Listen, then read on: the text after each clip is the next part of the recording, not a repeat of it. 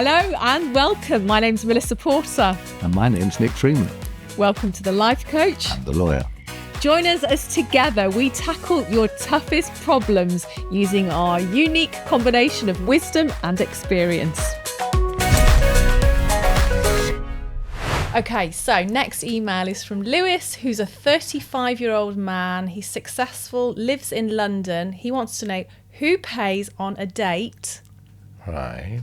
Why? Well, he's a 35 successful man and he's asking the question, no disrespect, Lewis, who pays on a date? I mean, to me, it's blindingly obvious. Okay. Does he want a second date with this woman? Sorry, my name is Nick Freeman. I apologise, I'm about to insult you. No, I'm not. I'm just going to say, Lewis, do you want a second date or are you going to try and cram it all in on the first date? Because you will not be having a second date if when the bill comes you say, ooh, let's go Dutch, or ooh, would you like to take this? Ooh, disagree. Okay. Really? Absolutely disagree. So can I tell you my perspective or do you want to tell me yours? Well, you've just been speaking. I know. You said you disagree. So go on, you go first. You go first. So for me, start off as you mean to go on. One of the things that I loved about you was that you took me on a really shit date to start with.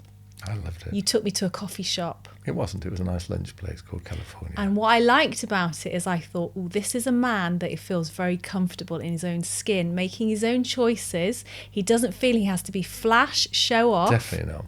Yeah. And Lewis... I took my dog. Yeah, I didn't like that part. And Lewis, Poor whatever George. works for you would be my suggestion. If you want a woman that pays half on a date, absolutely. When the bill comes, sit on your hands. Oh, no. Right, okay. Can I just say that it wasn't a shit date. It was a really nice date. I loved it. And it was just a nice, relaxed, casual place. I wasn't trying to impress you or it was show commensurate with our values. Exactly. And so we both felt comfortable. How would you have reacted if when the bill came, I said, oh, are you getting this one? You would have not been for me. Exactly. You would have not been for me. Okay, right. So I'm assuming that, Lewis would like, if he's taking this girl on one date, he'd probably like another date with her. And if you say to a girl, I mean, I don't know what his finance, but you've told me he's successful. So money's not an issue. So isn't it just, chivalry, gentilesse for a guy to say, let me get this. And if the woman, how dare you, how outrageous. Oh, I'm so sorry. I tell you what, let me get this, you get the next one. So for you, it's a form of chivalry. It's just the way I've been brought up. It's just for me natural. I'm used to. Okay, FYI, yes. On our second date, Yeah. you paid. You did, and I was so impressed with that. And you did say, if I remember, okay, you can pay this, but I'm taking the second one. And I thought, what a lovely girl, because it's not about money. So what happened to chivalry on the second date, Mr. Integrity? I wasn't lacking integrity or chivalry. I was conceding to your desires, which was you were going to pay, because that made you feel good. I'd have been very happy to pay second, third, fourth date, whatever. It's working out something that's comfortable for both parties. Isn't that what it's about?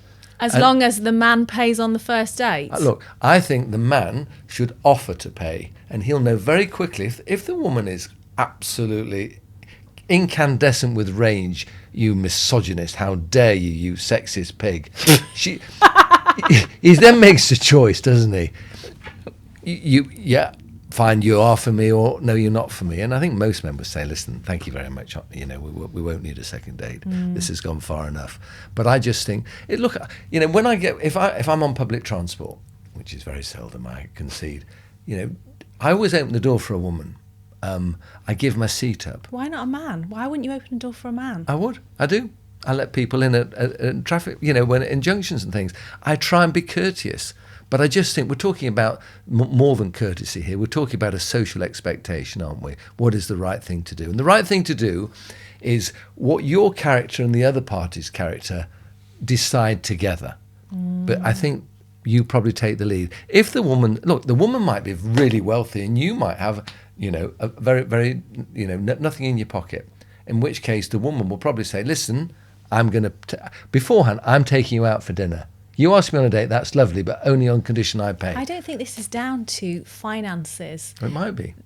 Some guys they might be stunningly looking, very attractive, very intelligent, but money might not be a priority, and that might tick the boxes for some women who are very wealthy. They might have made their own money, they might divorce, and they're happy to pay. You've got more money than me, but I have an expectation that I like to do what I can. So, for example, if you would pay for dinner, I would like to buy us a coffee. Yeah, you're always contributing. I would like to show that you represent value to me. I would like to show that, I appreciate and I'm grateful for your efforts. But there are ways of doing it without necessarily putting your hand in your pocket. Well, it depends which pocket, I suppose. Sorry. There are other ways of showing gratitude. Definitely do not think, Lewis, whatever blows your hair back, if you want a woman that you have to pay for, definitely keep paying for all the dates. Fly her to Monaco, fly her all around the world.